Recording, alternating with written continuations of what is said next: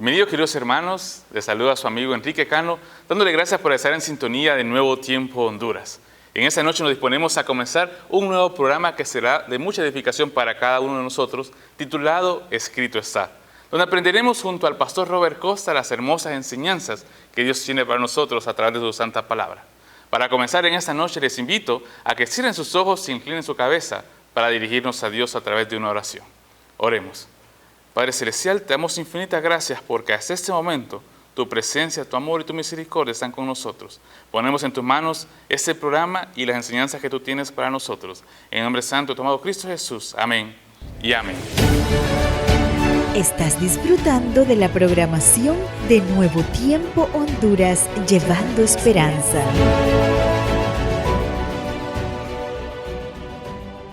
Y para comenzar en esta noche elevaremos nuestro espíritu y nuestro corazón hasta el cielo a través de hermosas alabanzas, entonando las notas del himno número 434, Jesús es mi vida, y también el himno 282, Brilla Jesús.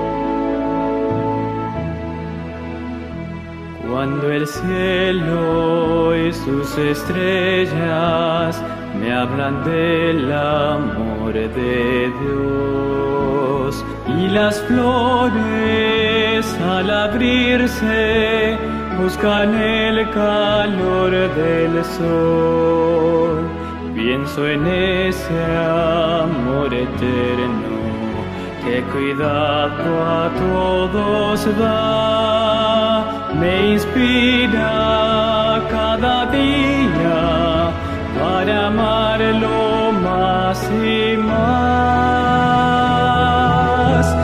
Él es mi vida, Él es mi luz, mi gran amigo, mi buen Jesús.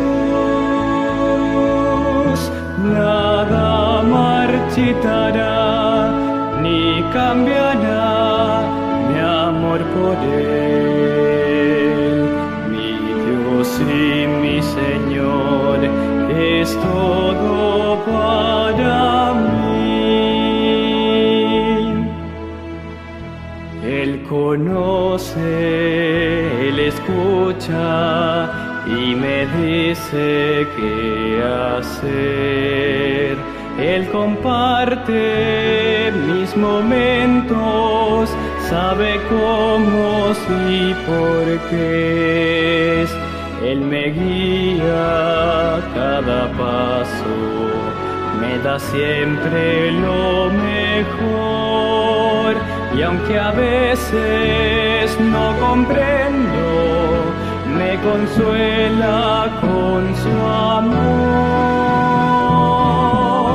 Él es mi vida,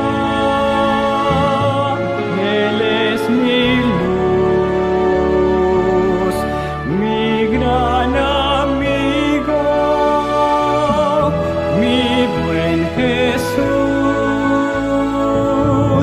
Nada marchitará ni cambiará mi amor por Él.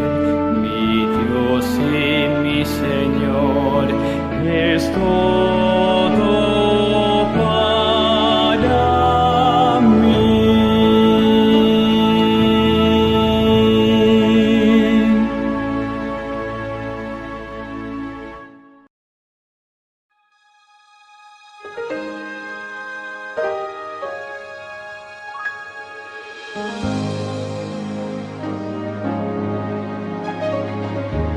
Cristo, tu gran amor me inspira, Cristo, tu gran amor me anima, pues tu luz ilumina la oscuridad, tu verdad me conduce a la libertad, brilla en mí.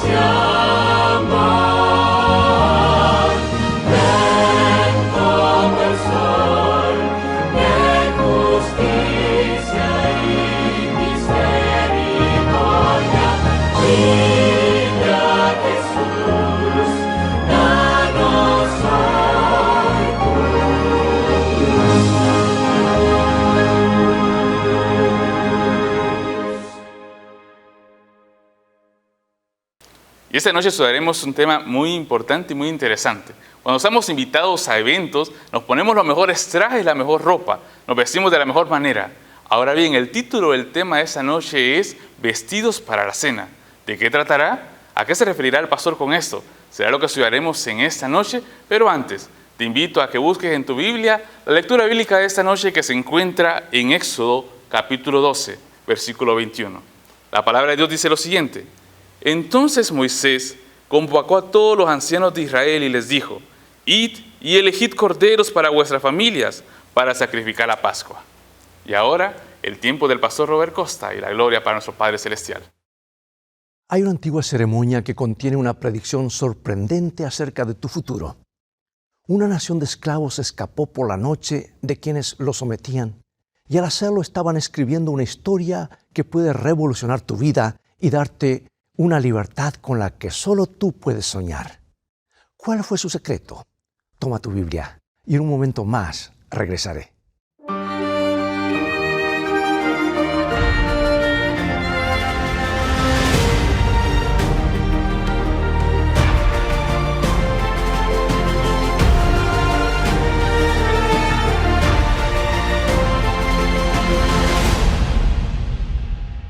Es una noche primaveral en la antigua tierra de Egipto. Los granos maduros para la cosecha se mecen bajo la luna llena en una tarde serena. Cuando el día de labores ya ha terminado, todos están a resguardo en sus casas, y un aroma de pan recién horneado y de cordero asado inunda el aire. Parece un día de trabajo cualquiera, con excepción de un detalle. Todos están cenando con los abrigos puestos. También han calzado sus sandalias, y el padre de familia tiene un bastón, un bordón en sus manos, de esos que usan los caminantes. Y de repente, la quietud de la noche es lacerada por el lamento desgarrador de una madre que acaba de encontrar el cuerpo de su hijo mayor rígido y frío sobre su cama. Otro grito surge de la casa vecina, porque acaban de hacer el mismo descubrimiento. Algo o alguien está cobrando las vidas de los hijos mayores. Pero esto sucede únicamente en las casas de los egipcios. Nadie toca a los israelitas. Y cuando el faraón despertó por la mañana, se enteró de que su hijo mayor había muerto. Aunque el faraón era considerado como un dios entre los egipcios, no tuvo poder para detener la desgraciada plaga. Tampoco había sido capaz de evitar las anteriores plagas que habían caído sobre Egipto. ¿Cuánto más podría soportar su pueblo? Quizás ya era hora de que los israelitas se marcharan. Quizás era el momento de liberarlos de la esclavitud, pero Él ya lo había prometido antes, y la naturaleza humana es rápida para olvidar una promesa hecha bajo presión. Y en nuestro mundo moderno, por ejemplo, la concurrencia a las iglesias trepó hasta el techo después del 11 de septiembre, después de aquel desastre en las Torres Gemelas, porque la nación, por lo menos aquí en los Estados Unidos, comprendió que hay cosas que necesitan respuestas superiores. Pero el furor duró pocas semanas y la mayoría dejó de asistir a las iglesias. Y eso ocurre después de los terremotos, después de las gracias, después de los huracanes. Cuando estamos ante dificultades reales, se nos hace fácil recurrir a la religión. Pero cuando la vida vuelve a sonreírnos, el cambio de nuestros corazones se desvanece. Eso le había sucedido al faraón vez tras vez. Ahora la Biblia nos dice que cuando el río Nilo se convirtió en un torrente de sangre, el faraón hizo toda clase de promesas. Y cuando el país quedaba infectado de moscas, langostas o ranas, corría a hacerle promesas a Moisés, pero en el mismo instante en que todo volvía a la normalidad, su corazón se endurecía, se olvidaba de lo prometido. Pero la pérdida de su primer hijo ya era el colmo. Bien, dijo el faraón, váyanse de aquí, fuera. Sin embargo, cuando los israelitas se fueron, volvió a arrepentirse de su decisión y envió su ejército tras ellos. Pero esta vez Dios trazó una línea en la arena. El ejército egipcio fue sepultado por las aguas del Mar Rojo. Y los israelitas siguieron su camino, sin haber padecido la terrible plaga, sin haber sido tocado por ninguna plaga. Y en el capítulo 12 del libro de Éxodo, encontramos la sorprendente historia de toda una nación que hizo algo fuera de lo común. Rociaron sangre en los marcos de sus puertas, y así lo cuenta la Biblia en Éxodo 12, 21 al 23. Son varios versículos, sígueme. Y Moisés convocó a todos los ancianos de Israel y les dijo: sacad y tomaos corderos por vuestras familias y sacrificad la Pascua. Y tomad un manojo de hisopo y mojadlo en la sangre que estará en un lebrillo, y untad el dintel y los 2 postes con la sangre que estará en el lebrillo, y ninguno de vosotros salga de las puertas de su casa hasta la mañana, porque Jehová pasará hiriendo a los egipcios. Y cuando vea la sangre en el dintel y en los 2 postes, pasará Jehová aquella puerta, y no dejará entrar al heridor en vuestras casas para herir. En el 10º día del mes, los israelitas fueron al campo a elegir corderos para una ceremonia especial. Y no podía tratarse de cualquier cordero, tenía que ser el mejor que tuvieran. Por eso, amigos, aquí en una pausa, esto me dice claramente, y lo veo en el libro de Levítico también, que la ofrenda, símbolo del Cordero de Dios, es más sagrada la ofrenda que el mismo diezmo.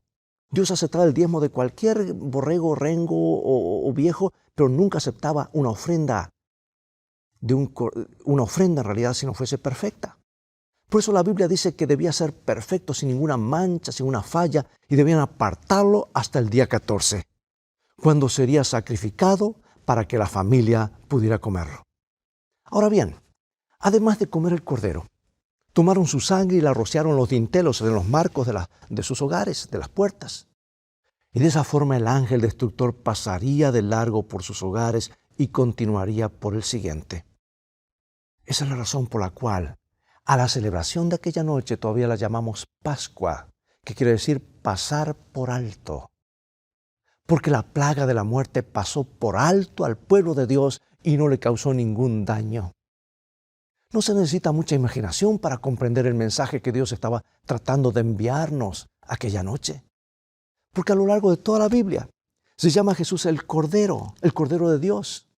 Y el libro de Apocalipsis, en Apocalipsis ese título está más de 20 veces. El Cordero inocente que los israelitas sacrificaron era un símbolo de Jesús, el inocente Cordero de Dios que moriría por los pecados del mundo. Y cuando tú y yo aceptamos la muerte de Cristo en nuestro favor y rociamos con su sangre el dintel de las puertas de nuestros corazones, la plaga de la muerte, o sea, consecuencia del pecado, seguirá de largo. Pero hay más de lo que se ve a primera vista. Después que la sangre del cordero era rociada en los marcos, la Biblia nos dice que la familia asaba y comía el cordero junto con pan sin levadura y hierbas amargas. Si sobraba carne después de la cena, debían destruirla en el fuego, porque bajo ninguna circunstancia podían desperdiciarla o permitir que se corrompiera. Ese símbolo también señala a Jesús, cuyo sacrificio en la cruz no puede desperdiciarse. Y aunque pasó por la muerte en nuestro lugar, su cuerpo no se descompuso en la tumba. David escribió una profecía sorprendente que se encuentra en Salmo 16, 10, y nos dice: porque no dejarás mi alma en el Seol, ni permitirás que tu santo vea corrupción. Y eso es exactamente lo que sucedió. Jesús fue colgado en la tumba, colgado en la cruz, fue descolgado y llevado a la tumba, pero no permaneció allí. Su cuerpo no sufrió descomposición. La Biblia nos dice que al tercer día se levantó de entre los muertos y gracias a su victoria sobre la tumba, también nosotros podremos pasar del sepulcro a la vida eterna. Al estudiar el símbolo del Cordero Pascual, no caben dudas de que señalan a Jesús. Después de la primera Pascua, los israelitas continuaron celebrándola todas las primaveras. En el 10º día del mes de Nisán, en el calendario hebreo, elegían un cordero para el sacrificio y lo sacrificaban el día 14. Y durante los 4 días que iban desde la elección hasta el sacrificio, solían atar al cordero a una estaca para que la gente pudiera examinarlo y asegurarse de que no tenía defecto. Es muy interesante que el capítulo 12 del Evangelio de Juan se cuenta que Jesús, dice, entró a Jerusalén en un burro el 9º día del mes, o sea, 5 días antes de la Pascua. Y en el capítulo 19 de Lucas leemos que después de la entrada de la ciudad, expulsó a los cambistas del templo y comenzó a enseñar públicamente. Puede parecernos un tanto extraño que Jesús haya dedicado tanto tiempo a la enseñanza en público cuando sabía que las autoridades estaban procurando apresarlo. Pero si comparas a Jesús con el Cordero Pascual, verás que no es para nada extraño esto que ocurrió y por qué lo hizo. Porque el registro bíblico nos indica que Jesús enseñó públicamente en el templo desde el día 10 del mes hasta que fue crucificado el día 14. Al igual que el Cordero Pascual, estuvo en exposición pública para que todos los que quisieran pudieran inspeccionarlo. Pudieron escuchar sus enseñanzas y juzgar por sí mismos si era o no un cordero puro y sin mancha. Y cuando Jesús fue llevado a la corte de Anás, el ex sumo sacerdote, Anás, le dijo que se explicara a sí mismo. Y al responderle, Jesús dijo que había estado en el templo enseñando públicamente, y si Anás quería saber cuáles eran sus enseñanzas, podía ir a preguntarle a la gente que lo había escuchado. Tú puedes leerlo esto en San Juan capítulo 18. Al igual que el Cordero de la Pascua, Jesús había estado en exhibición pública el tiempo suficiente para que todos comprobaran que era el verdadero Cordero de Dios. Esto quiere decir que tú y yo también tenemos nuestro Cordero Pascual y su nombre es Jesús. Cuando Jesús vino a esta tierra, fue anunciado por Juan el Bautista. Y cuando Juan lo vio a Jesús por primera vez, dijo en San Juan 1:29, vamos a buscarlo en la Biblia, San Juan 1:29 nos dice así: He aquí el Cordero de Dios que quita los pecados del mundo. Y en su primera carta a la iglesia de Corintios, Pablo dice que Jesús es nuestra Pascua y dice que fue sacrificado por nosotros. Pedro también dice que Jesús era el Cordero perfecto, sin mancha ni tacha. Y en el libro de Apocalipsis encontramos que Juan ve a Jesús entrando en las cortes celestiales como un cordero que fue inmolado.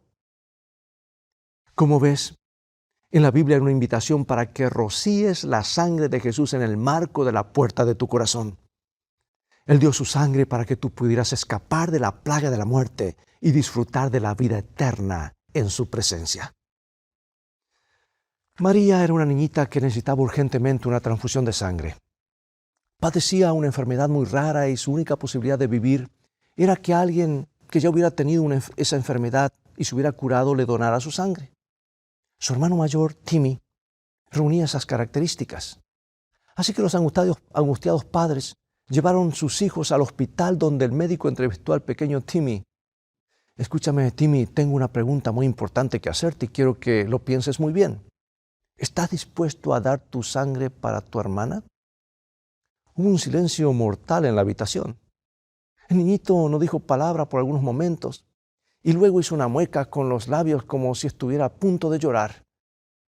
Alguien iba a decir algo para aliviar la tensión del niño cuando su mueca se convirtió en una enorme sonrisa. Por supuesto, doctor, dijo Timmy. Estoy dispuesto a hacerlo por mi hermana. Llevaron a los dos niños hasta una habitación. María, pálida y enferma, y su hermano mayor lleno de salud. Ninguno de los dos hablaba palabra, pero en algún momento sus ojos se cruzaron. Timmy le envió una sonrisa a su hermana, pero la sonrisa desapareció cuando la enfermera introdujo una aguja en su brazo. Miró el flujo de la sangre por el tubo en completo silencio hasta que pidió que llamaran al doctor. ¿Qué necesitas, Timmy? Doctor, preguntó, ¿cuándo voy a morir? Recién entonces todos comprendieron que Timmy había dudado un poco antes de dar su consentimiento. Pensaba que tendría que dar toda su sangre para salvar a su hermana y por lo tanto tendría que morir. Nadie tiene mayor amor que este, dijo Jesús, que uno ponga su vida por sus amigos. El Cordero Pascual nos enseña que Jesús estaba dispuesto a darse por completo para rescatarnos para su reino. No solo estuvo dispuesto a derramar su sangre, también estuvo pronto para morir y librarnos así de la plaga de la muerte y de la esclavitud del pecado. Me gusta la forma en que lo dice la escritora cristiana Martha Zimmerman.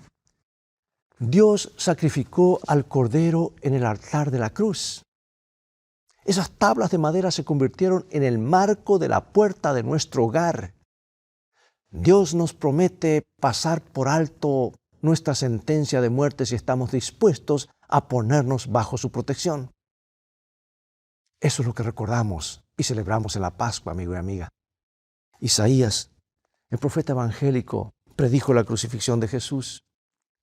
Lo hizo con términos que nos recuerdan la Pascua. Isaías 53:7. Angustiado él y afligido, no abrió su boca. Como cordero fue llevado al matadero, y como oveja delante de sus trasquiladores, enmudeció y no abrió su boca. Nunca estuve en un matadero, pero imagino que debe ser algo terrible. Una cantidad de animales que cuando se dan cuenta de lo que está pasando comienzan a protestar a gritos. Pero los corderos se comportan de un modo distinto. Se quedan calladitos sin protestar. Y esa puede ser otra de las razones por las que Dios eligió ese maravilloso animalito para representar a su Hijo. Cuando Jesús ingresó en el patio para ser juzgado, se negó a pelear. Aun cuando lo escupieron y lo azotaron y tiraron de su barba, nunca respondió a las agresiones. Sabía que para que tú y yo pudiésemos entrar en el paraíso, Él debía pasar por todo eso y por la cruz. No había otra manera. Y lleno de un amor por ti, que es difícil de entender, cumplió mansamente con su destino. Por eso a veces me pregunto, ¿cómo hicieron los ángeles para no reaccionar cuando Jesús fue llevado a la cruz? ¿Qué los detuvo cuando lo azotábamos en la espalda con un látigo romano al perfecto Hijo de Dios? ¿Quién los detuvo cuando nos burlamos de Él y cuando clavábamos sus manos y lastimábamos su costado con una lanza? ¿Cómo pudieron refrenarse los ángeles y no actuar? Me hice esas preguntas durante mucho tiempo hasta que encontré un versículo en el libro Apocalipsis que nos da una pista de por qué los ángeles pudieron contenerse. Apocalipsis capítulo 13, versículo 8.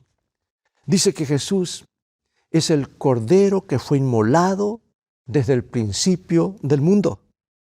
Desde la fundación del mundo, dice otras versiones. Quiere decir que aún antes de que hubiésemos pecado, Jesús se había ofrecido a sí mismo como nuestro Cordero sacrificial. En algún punto distante del pasado, antes de que el pecado hubiera llegado a ser un problema, Dios había planeado nuestra salvación, por si acaso.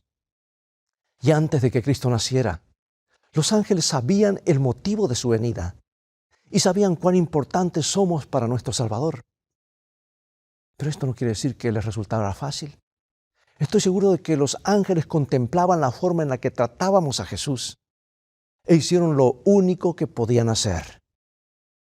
Si Jesús les hubiera dado la orden, se habrían lanzado a la acción para terminar con su sufrimiento. Pero ese pedido de auxilio nunca llegó porque Jesús quería ser tu Pascua. Cuando lo arrestaron, Pedro sacó su espada para defenderlo, pero Jesús le ordenó que se detuviera. Pedro le dijo, ¿no te parece que si quisiera podría llamar a 12 legiones de ángeles?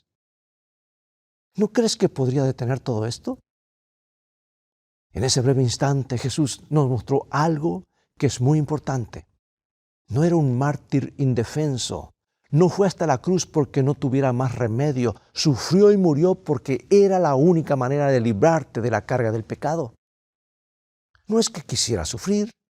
La Biblia nos muestra claramente que en el jardín de Getsemaní su sufrimiento fue tan terrible que Jesús llegó a pedirle al Padre que se lo quitara. Padre, dijo, quiero hacer tu voluntad, así que si debo pasar por esto, lo voy a hacer. Y con el ojo de la mente pudo verte a ti, pudo verme a mí, aunque el hecho sucedió hace 2000 años. Y sabía que si no iba a la cruz, tú te perderías el reino de los cielos y no podrías pasar la eternidad junto a Él. Entonces pasó por todo esto, y fue por amor a ti que no permitió que los ángeles impidieran la crucifixión. Pero trata de imaginar, amigo, amiga, cuánto debe haberles costado contemplar sin poder hacer nada. Ángeles todopoderosos. ¿Qué sintieron cuando nos vieron escupiendo en el rostro de su Hijo? del Hijo de Dios clavándolo en la cruz? ¿Qué sintieron cuando nos vieron burlándonos de nuestro propio Creador? Como no podían hacer nada para evitarlo, deben haber volteado sus cabezas con horror y vergüenza. Por todo ello nos preguntamos, ¿qué sentirán cuando alguno de nosotros rechaza la invitación de Jesús? ¿Cómo hacen para contenerse cuando ven que seguimos alejándonos de Cristo? Eso me recuerda a la famosa historia de un hombre que maniobraba un puente levadizo para trenes de pasajeros. Un día llevó a su hijito consigo y con el paso del día perdió de vista donde estaba jugando el niño. Lo buscó por todas partes y para su horror descubrió que el pequeño había caído en una caja, en la caja de las máquinas que elevaban y bajaban el puente. Como si fuera poco, en ese mismo momento escuchó el sonido del tren que se acercaba. ¿Qué haría? Un tren lleno de pasajeros iba a caer en el río si él no bajaba al puente, pero si lo hacía, su único hijo iba a ser aplastado. No tenía tiempo para deliberar, tenía que tomar una decisión. Y en lo íntimo de su ser sabía lo que tenía que hacer. No podía sacrificar a los seres amados de los demás para salvar al suyo. Entonces corrió a la caseta y con los ojos apretados bajó el puente. El tren pasó sin inconvenientes, pero su hijo se había perdido. Y mientras miraba el paso del tren, se dio cuenta de que los pasajeros no tenían la más mínima idea de que acababan de ser salvados. Hablaron y hablaban, reían entre sí, leían libros, revistas, pero nadie, absolutamente nadie, supo que un niñito había perdido su vida para que ellos se salvaran. Era más de lo que el padre pudo soportar. Y aunque su voz era ahogada por el rugido del tren, gritó en voz agónica, «¿No les importa? ¿No les importa que yo haya dado a mi único hijo para salvarlos?» Amados, hay un versículo en la Biblia que algunos encuentran un tanto confuso y está en el libro de Hebreos capítulo 6, versículo 6. Sean otra vez renovados para arrepentimiento, crucificando de nuevo para sí mismos al Hijo de Dios y exponiéndole a vituperio. Bueno, esta parece una parte confusa, ¿verdad? En otros lugares de la Biblia dice que Jesús murió una sola vez para salvarnos. Es algo que sucedió una vez, pero aquí dice que Jesús es crucificado de nuevo. ¿Cómo puede ser? En este caso, el contexto nos habla de personas que conocieron a Jesús, pero decidieron caminar lejos de Él. Y cuando esto sucede, cuando elegimos pecar deliberadamente, es como si volviéramos a crucificarlo. Los ángeles contemplan sin poder dar crédito a sus ojos. Cuando nos apartamos de la cruz y la rechazamos, somos como los pasajeros de aquel tren, desentendidos por completo del enorme costo que tuvo nuestra salvación.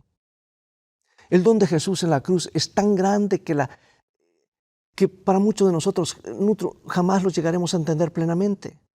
Fue más que el dolor de los clavos y la humillación de las burlas. Porque amigos, algunos tratan de enfatizar en las películas y demás el dolor, Jesús sufre, es azotado. Amigos, ha habido muertes mucho peores que la de Jesús en el Calvario. Gente que es explotado por granadas, gente que se ha hecho pedazos. Ha habido muertes mucho peores, pero el significado de lo que estaba ocurriendo allí en la cruz, eso no tiene parangón. El Hijo de Dios estaba muriendo para salvar a la humanidad, para que todo aquel que en él cree no se pierda, mas tenga vida eterna. Y eso fue lo que quebrantó el corazón de Jesús. El peso de tus pecados, mis pecados sobre él. Fue la ira de Dios contra el pecado que se derramó sobre él cuando eras tú el destinatario. Abandonó todo lo que tenía en el cielo para que tú puedas disfrutarlo. Y se hizo pecado por nosotros para que podamos compartir su justicia. Tú tienes un Cordero de Pascua. El inocente Hijo de Dios se entregó a sí mismo para que la destrucción final del pecado pasara de largo en tu vida.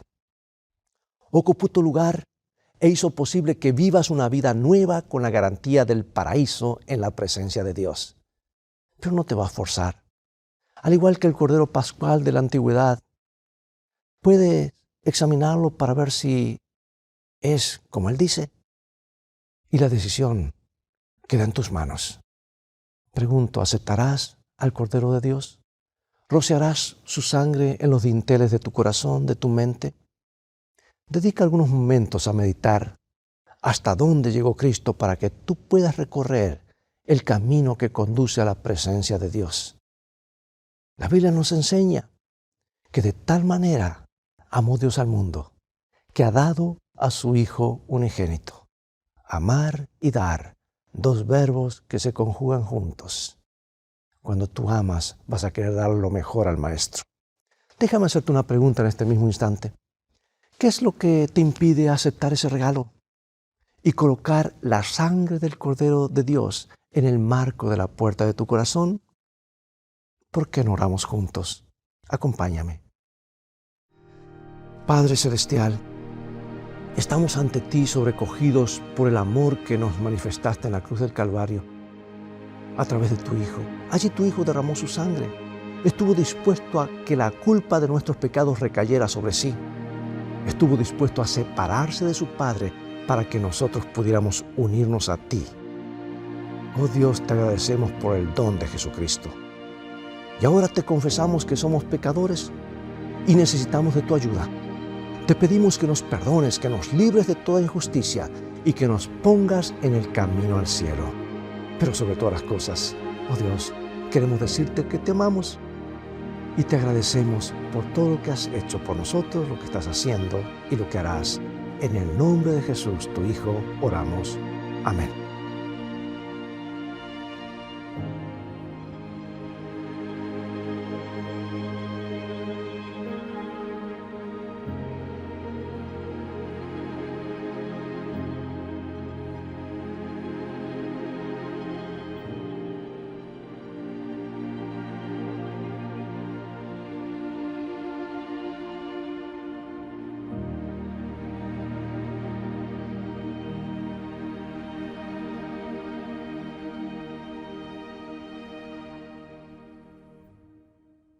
Agradecemos al pastor Robert Costa por esta hermosa enseñanza.